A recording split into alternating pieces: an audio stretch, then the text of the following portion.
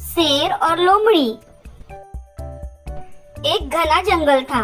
उस जंगल में एक शेर रहता था।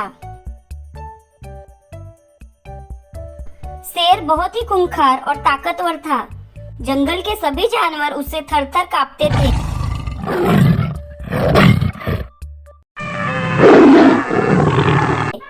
उसी जंगल में एक लोमड़ी रहती थी। लोमड़ी बहुत चालाक थी।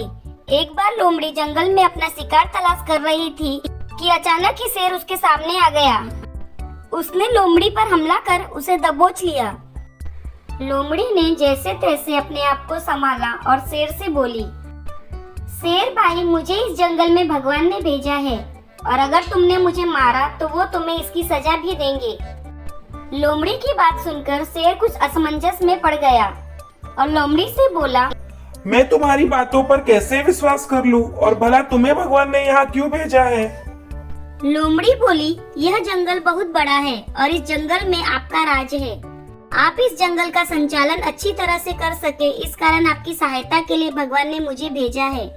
शेर बोला, हो सकता है तुम अपनी जान बचाने के लिए झूठ बोल रही हो। इस बात का क्या प्रमाण है कि तुम्हें भगवान ने ही भेजा है? लोमड़ी बोली, मैं एक लोमड़ी हूँ और जंगल के अधिकांश जानवर लोमड़ी से नहीं डरते, किंतु मुझे देखकर जंगल का बड़े से बड़ा जानवर भी भाग जाता है। अगर आपको यकीन ना हो तो आप मेरे पीछे पीछे आइए और खुद ही देख लीजिए। शेर लोमड़ी की बातों पर यकीन कर उसके पीछे पीछे चलने लगा।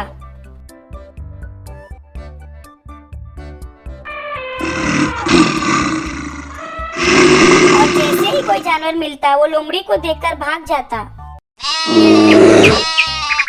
अब शेर को यकीन हो गया कि इस लोमड़ी को भगवान ने ही भेजा है।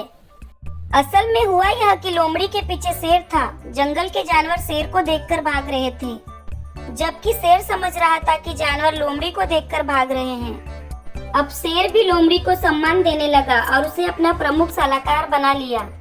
लोमड़ी को अब भोजन के लिए भटकना भी नहीं पड़ता था, क्योंकि शेर लोमड़ी को भगवान द्वारा भेजा गया प्राणी समझकर जो शिकार करता था उसी में से कुछ हिस्सा उसे भी दे देता था। इस प्रकार लोमड़ी अपनी चालाकी से न सिर्फ अपनी जान बचाई, अपितु शेर की सलाहकार बनकर आनंद पूर्वक जीवन व्यापन करने लगी।